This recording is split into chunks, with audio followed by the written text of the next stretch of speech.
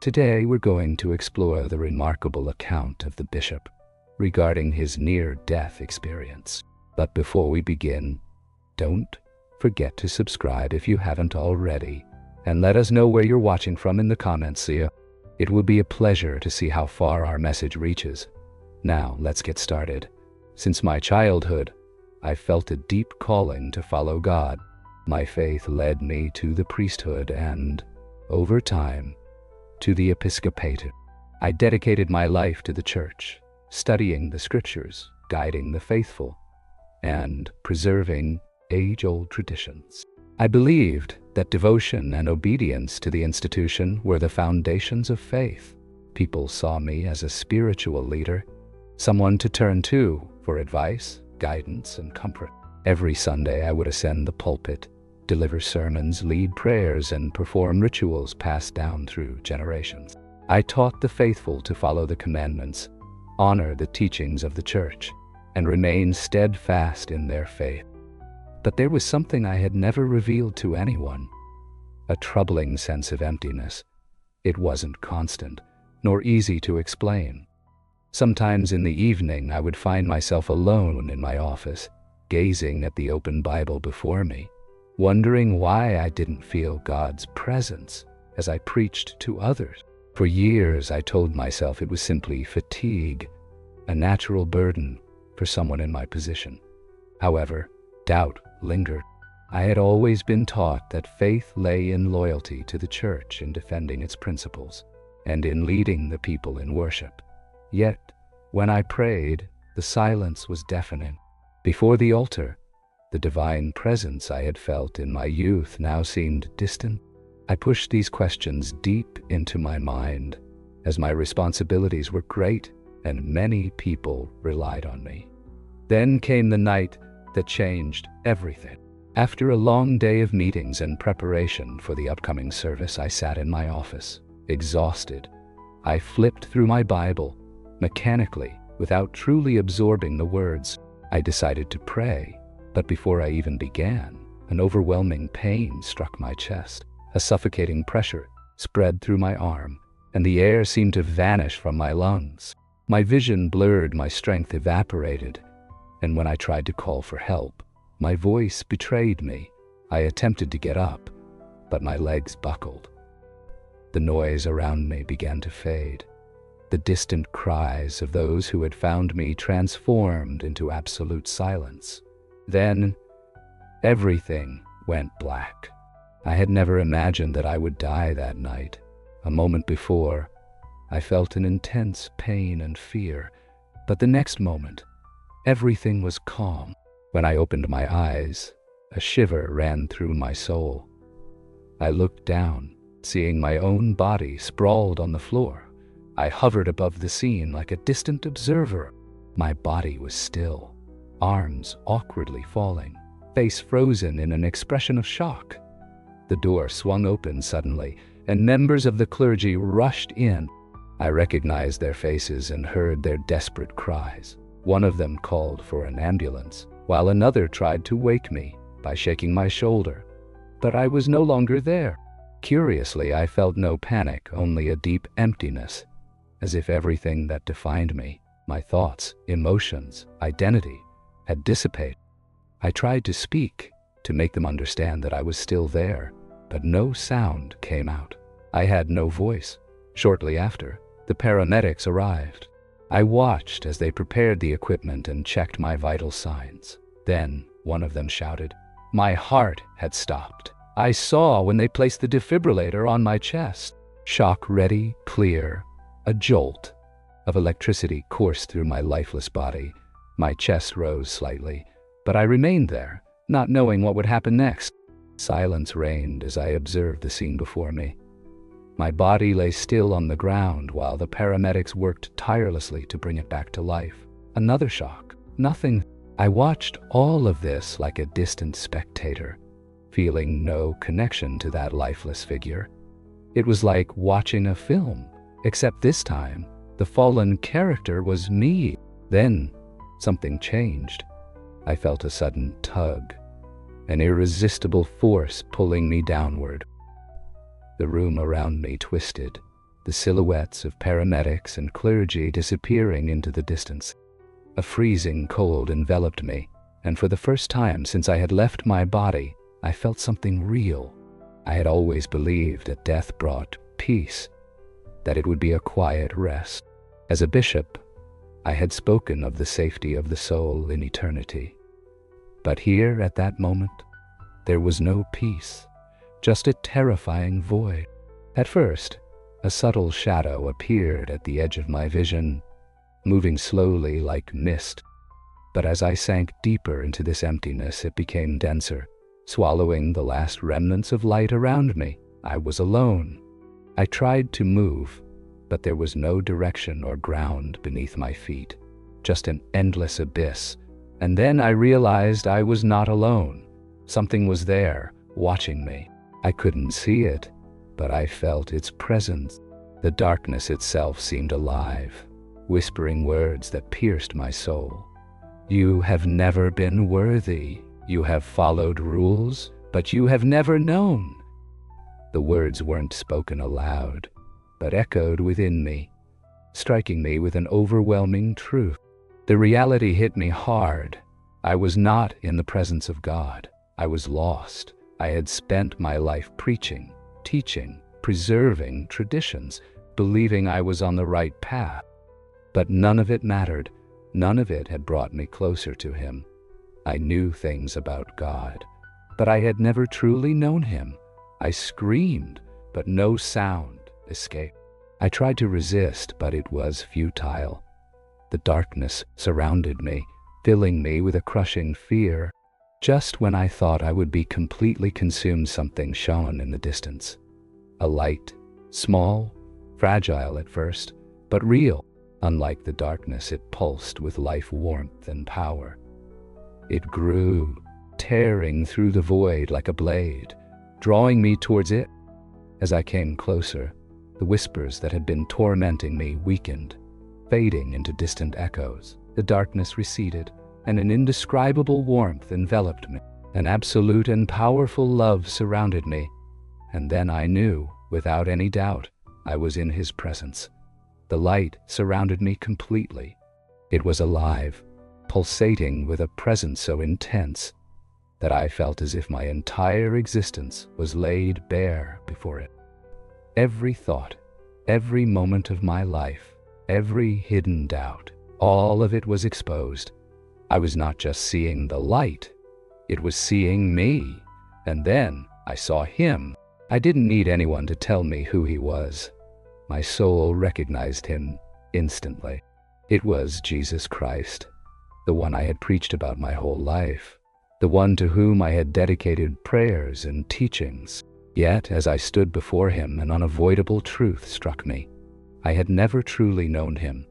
His glory was overwhelming, yet intimate at the same time. His garments shone with an indescribable purity, and His gaze radiated an absolute love that made me feel like I might crumble. Yet, there was an authority in His look, a penetrating presence from which I could not escape. I wanted to kneel, but I couldn't move. His voice was like thunder and peace all at once. Alexander called my name, but it wasn't merely a greeting. It was as if He had always known me, even before my birth. His voice carried the weight of the one who had formed me, who had breathed life into me, who had seen every moment of my existence. A deep yearning filled my soul. I wanted to run to Him, to throw myself at His feet, but at the same time, I was terrified. Then He said something that changed everything. You knew things about me, but you never truly knew me. The words struck like a sword. I wanted to respond, but I had no justification. What could I say?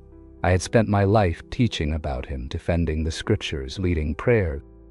I thought I was on the right path, but now, in front of absolute truth, I realized how wrong I had been. I knew things about Him, but I had never truly known Him.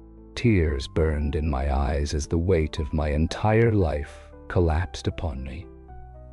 I had uttered His name thousands of times. I had been in great cathedrals, leading congregations in his name. But if I had truly sought him, if I had let him into my heart, if I had really listened when he tried to speak to me, the answer was no. I felt exposed before him, not condemned, but deeply convinced. There was no argument possible, no defense to be made, because I knew he was right.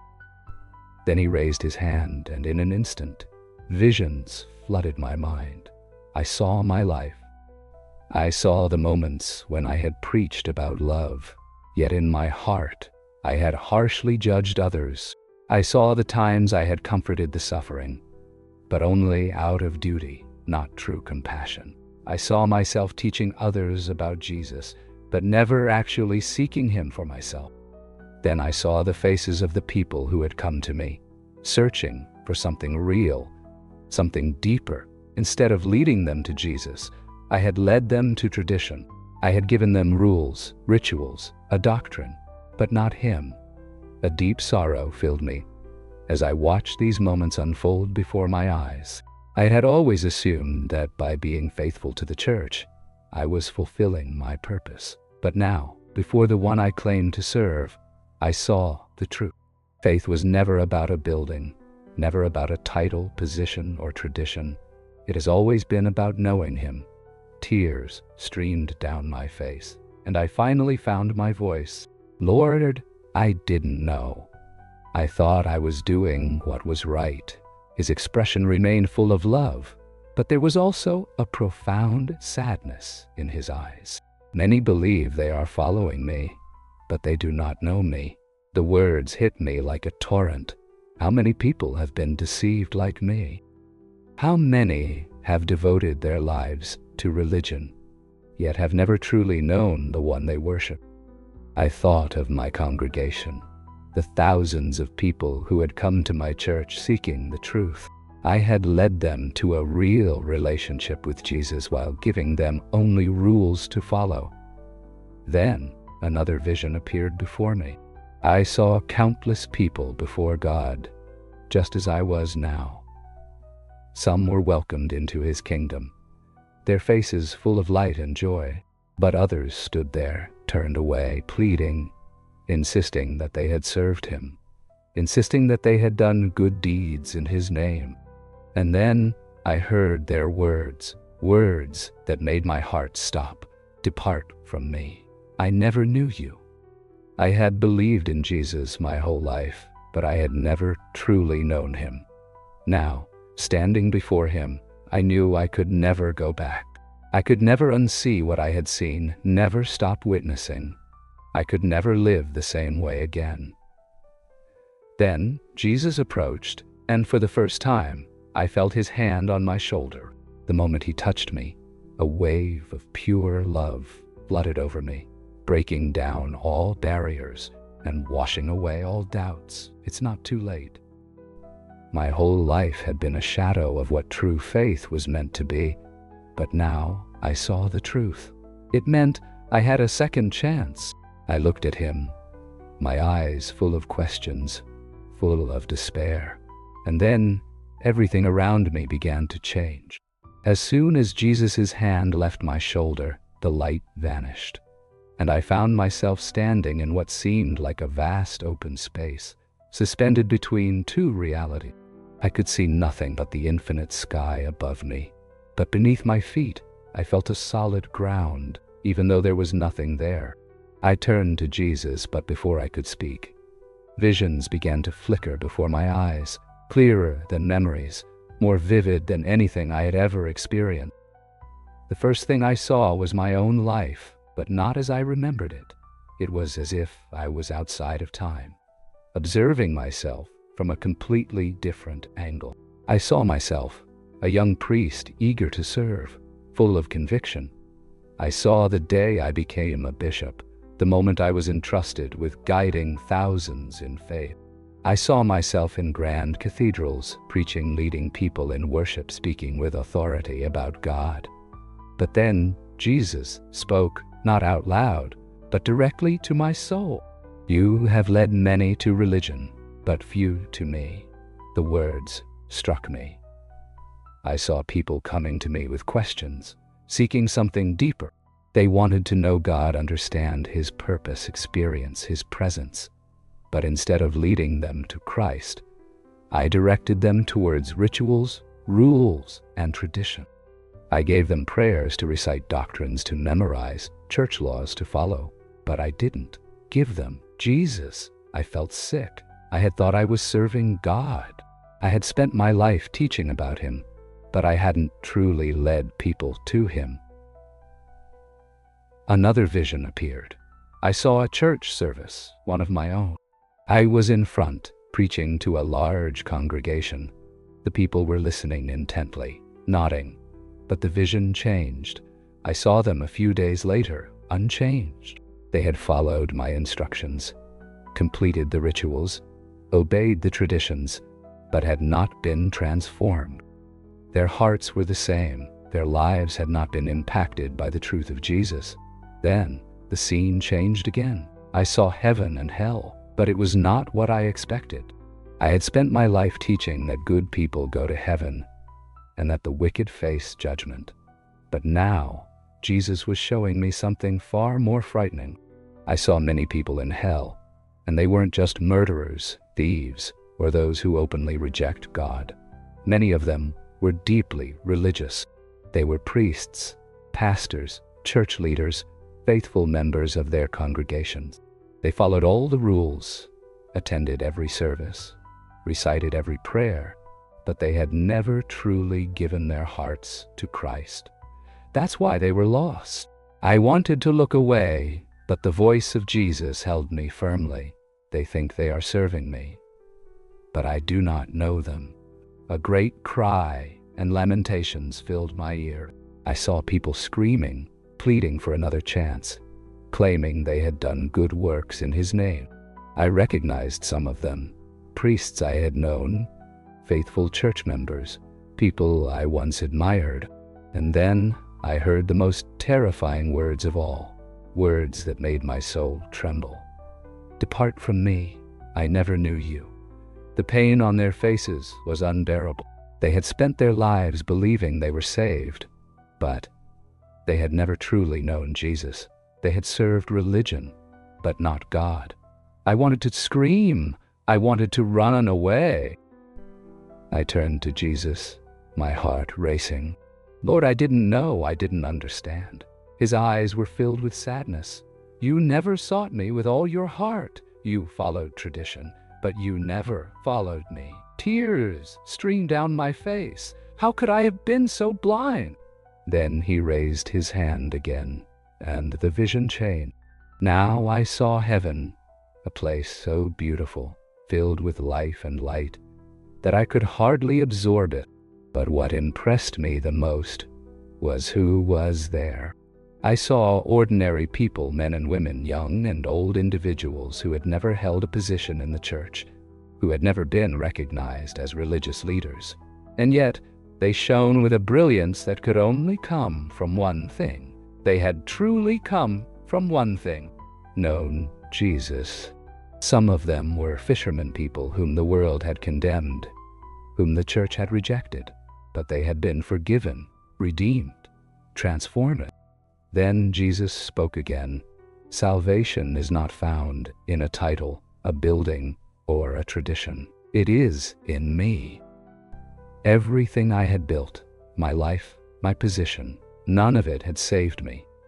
I was shaken to my core. I thought my position made me holy. But I was wrong. It had always been about Him. I looked at Jesus again. My voice trembled. "What must I do now? Now you will truly know me." At that moment, I felt something change within me, something I had never felt before. For the first time in my life, I was not before a God of rules, but before the Savior of my soul. And I knew I could never go back to what I was before. I had spent decades guiding people in religion, but I hadn't led them to Him. Tears blurred my vision as I fell to my knees. "Lord, I do not deserve mercy. I do not deserve another chance." Jesus looked at me with deep sadness. but also with love in his eyes. "Do you understand now?" I nodded, my body trembling. I was blind. I believed that my devotion to the church made me righteous, but now I saw the truth. It was never about a building, a position, or a title. It has always been about knowing him. "Please, Lord," I said pleadingly, "what is going to happen now? What will become of me?" Jesus didn't respond immediately. Instead, he reached out his hand, and suddenly, a vision unfolded before my eyes. I saw the world as it is today, churches filled with people, but with hearts far from God. I saw priests, pastors, bishops, and religious leaders preaching words that seemed sacred, but lacked a true relationship with Christ. Many churches had become institutions, not places of true worship. They were filled with rituals, rules, and traditions, but devoid of the Spirit of God. I saw people worshiping religious systems instead of Jesus. Then I witnessed something even more frightening. A great deception was unfolding. False teachers preached to vast crowds a watered-down gospel that demanded nothing from the people, allowing them to continue living in sin. They spoke only of blessings, but never of repentance. The churches overflowed with people who had never truly given their hearts to God. They believed they were saved, but had never known Jesus. I saw souls being led to destruction, not because they had completely rejected God, but because they had been taught a counterfeit faith. Then I saw the moment before Christ's return. The earth shook, the sky darkened, and many who thought they were saved realized too late that they had been deceived. They cried out and pleaded for mercy, but the time for repentance was over. Jesus turned to me with a solemn expression. "That's why you must go back." I looked at him, stunned. "Go back. You've seen the truth," he said. "Now you must tell it to them." A deep fear settled in my chest. "Lord, they won't believe me." "Some won't," he replied, "but some will." I thought about my congregation, the thousands of people who had trusted me and followed my teachings. I had led them in the wrong direction. "I have failed the Lord," I murmured. "I have led so many people down the wrong path."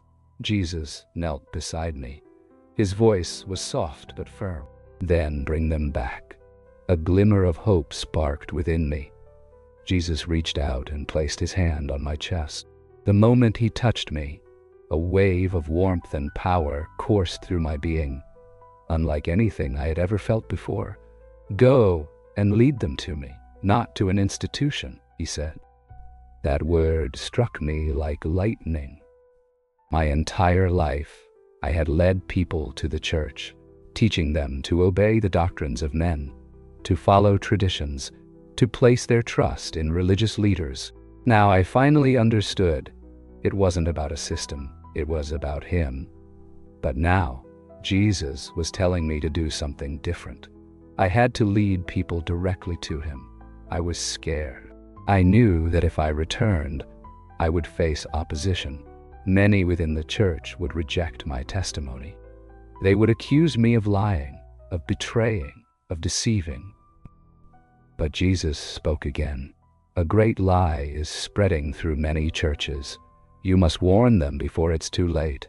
Those words sent a shiver down my spine. A lie. Jesus showed me another vision, this time of churches filled with people who did not know him. Truly, the preachers spoke of wealth, but never of repentance. The leaders proclaimed themselves servants of God, but lived for power and prestige. The congregations followed tradition, but never sought Christ for themselves. Worst of all, I saw churches drifting away from the truth of the Bible, teaching what was comfortable rather than what was right. Jesus' voice was firm. "Many are lost, and they don't even realize it." Tears filled my eyes again. "Lord, what if he refuses to listen? What if he rejects me?" Jesus looked at me with deep love and unwavering authority. "Then let them reject you, but don't let them say they were never warned." The weight of those words sank into my soul. I had spent decades serving a system, and now I was called to serve the truth. I took a deep breath. I will return. Jesus nodded. Tell them what you have seen. Tell them I am coming back soon. At that moment, I felt a great force pulling me back. The light around me became brighter. My body seemed to be pulled through time and space. I was trying to hold on to the moment, to linger a bit longer in his presence, but I felt myself falling from the sky back to earth.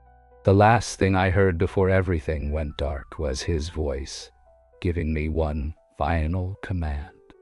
Wake up! A violent gasp tore through my lungs as I woke up. My body was shaking, my back was hurting, my chest was burning, my limbs felt weak, and my vision was blurry. I looked around. I was in a hospital bed, surrounded by machines that emitted constant beeps. The fluorescent lights above me contrasted sharply with the radiant light I had seen just moments before. Doctors and nurses rushed to my side. He's awake. Stabilize the monitor. I could barely hear them. I wasn't thinking about my body, but about what I had just seen. I had been face to face with Jesus Christ. I had seen heaven and hell. I had been given a second chance. A nurse leaned over me, her face full of relief. Lord Alexander, you've been unconscious for almost 2 days. We didn't think you would survive. Those days felt to me as if I had left this world for an eternity. A doctor checked my vital signs, and to her astonishment, it was incredible. After what happened, you should have serious complications, but all your tests are normal. I closed my eyes for a moment, letting that truth sink in. I shouldn't be here. I should be dead. But Jesus brought me back and gave me a mission. The following days were a blur of medical exams and visits from concerned people. Bishops, priests, and clergy members came to see me. They thanked God for my healing, but they had no idea what I had really experienced. I knew I couldn't remain silent. I had to tell them. The first opportunity came when a small group of clergy gathered in my hospital room. They had come to pray for me, to offer words of encouragement. But I didn't need encouragement. I needed to warn them. I took a deep breath, feeling my hands tremble. I looked at my brothers around me and, in a hoarse voice, I said, I need to tell you what happened when I died. The room fell silent immediately. Some looked at me with curiosity, others with skepticism. I didn't hesitate and began to share everything I had experienced. I spoke about the moment I left my body, how I was drawn into a deep darkness. I expected to find peace, but instead, I felt lost, devoid of reason. I had never truly known Jesus. I recounted what I had experienced while facing him, the revelation of truth that had been given to me. I had devoted my life to leading people towards religion, but not towards him. I talked about the lie that occurs in many churches, how people believe they are saved, yet they have never really given their hearts to Christ. We lead people down the wrong path, I said firmly. The reaction was immediate. A priest frowned. You were hallucinating, he said. Your mind was overloaded. You weren't in full possession of your senses. And Bishop shook his head with a look of pity. This isn't a divine revelation. It's a near-death experience, he said, trying to downplay the impact of my words. A third bishop leaned forward cautiously. Are you saying the church is wrong? I swallowed hard, feeling the weight of the truth in my soul. I replied, I'm saying that we teach people to follow rules, rituals, and traditions, but we don't teach them to know Jesus personally. A silence. Some were in shock, others expressed disbelief. A priest, rising with a sigh, said, Bishop Alexander, I think you need to rest. We are grateful for your healing, but this is dangerous. The word dangerous hung in the air, as the truth indeed seemed to be more dangerous than anything else. Speaking about Jesus was becoming an act of rebellion.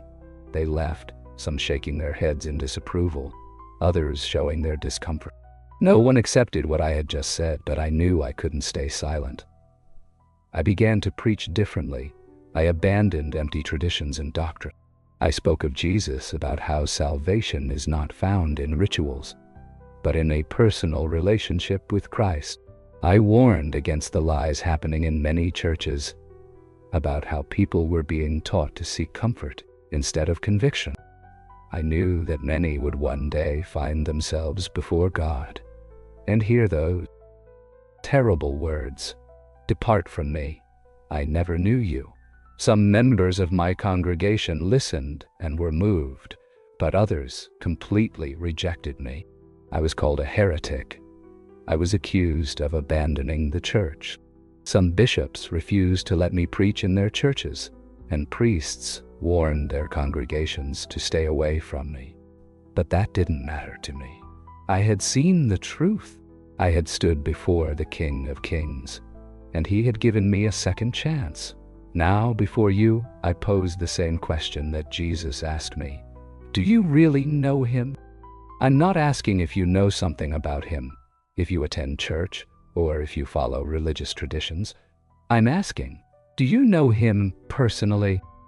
I was a bishop, a leader in the church, and yet I was lost until Jesus showed me the truth. I urge you, don't make the same mistake I made.